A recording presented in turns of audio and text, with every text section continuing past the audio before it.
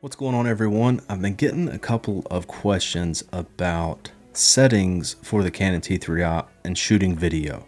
In this video, I'm going to cover how to shoot video if you've just picked up one of these cameras for the first time. Let's talk about memory cards. The Canon T3i will accept up to a 128 gig card, but personally, I use the SanDisk Extreme 32 gig cards because I use Magic Lantern firmware. But whatever card you pick, make sure it's fast enough to record video. Most new cards will probably work, but if you're running an older, slower card, it might stop the recording after just a few seconds. Again, I personally suggest these from SanDisk. They're super cheap and I've never had any issues with them at all. Once you've picked your card, you'll need to format it to your camera. This is basically allowing your camera to communicate with the card. To format a memory card, turn on your camera and hit the menu button on the back of the camera. Then go to the settings page and select format. I normally do a low-level format on a new memory card and then just a regular format after the initial format. Now that your card is ready to go, there's just a few more things you need to do before you can shoot video. Go back into the menu and change your movie exposure mode to manual. This will allow you to control your exposure and get much better looking video. If you're recording sound too, I also suggest changing the sound recording to manual.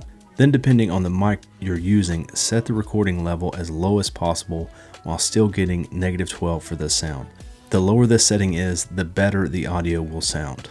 Frame rates.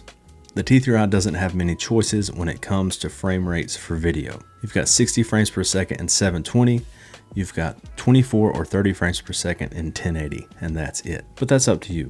You can change your camera frame rate in the camera menu or the live view. Inside of that live view, there's some settings that you're going to want to change before you start recording. To access them, press the info button on the back of your camera and then press the Q button. And let's keep this simple. Set the autofocus to live mode, put your white balance in auto while just starting out, disable the highlight priority, and under that is the size of the photo files, and it doesn't matter for video. Then you have your frame rate under that, and then under that, the video snapshot. The reason mine looks a little bit different is because I'm using that Magic Lantern firmware. Let's get into exposure. Once you've done all that and selected your frame rate, the next thing that you're going to want to set is your shutter speed. This could be an entire video, but let's keep this simple too. Take your frame rate and double it. That's your shutter speed. It doesn't have to be exact, just get it as close as you can and above double your frame rate. If you go under double your frame rate, it can lead to some really blurry footage. Starting out, double your frame rate and keep it there. The next thing is your ISO.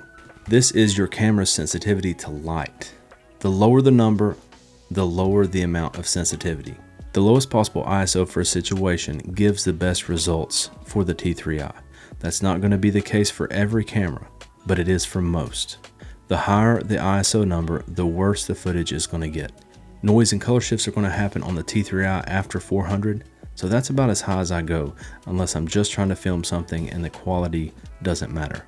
Next is aperture. We're almost there. Once you've got your shutter speed and your ISO set, then it's time to set the aperture. Think about squinting your eyes. That's what your lens is doing. If there's not a lot of light, you're going to want to open the aperture as wide as possible, and that's the lower aperture number. If you do have a lot of light, you're going to want to close that aperture down, just like squinting, to the higher number to get the proper exposure. The lower aperture number is going to let more light in and have a larger out of focus area. The higher aperture number is going to have more in focus and is going to let less light in. Proper exposure is much more important, in my opinion, than depth of field, so don't be afraid to close your aperture way down in bright situations. You can also use an ND filter here, but just starting out, I'd practice exposing my camera before adding an ND filter. Focusing. Focusing with the T3i is pretty tricky. There's no continuous autofocus in video, which means you'll either have to intentionally focus on your subject before pressing record or manually focus while recording. I made an entire video on this subject and I'll link that in the description. You can use your autofocus in video. It just overexposes while you're focusing. I use a shutter remote when using autofocus while making talking head videos, and I just try not to move very much. Thank you guys for checking this video out, and leave any questions if you have any down in the comment section. The main thing is, if you're wanting to get better with shooting video with the T3i, just get out and start practicing. Just start recording everything. Thanks for watching. I'll see you guys later.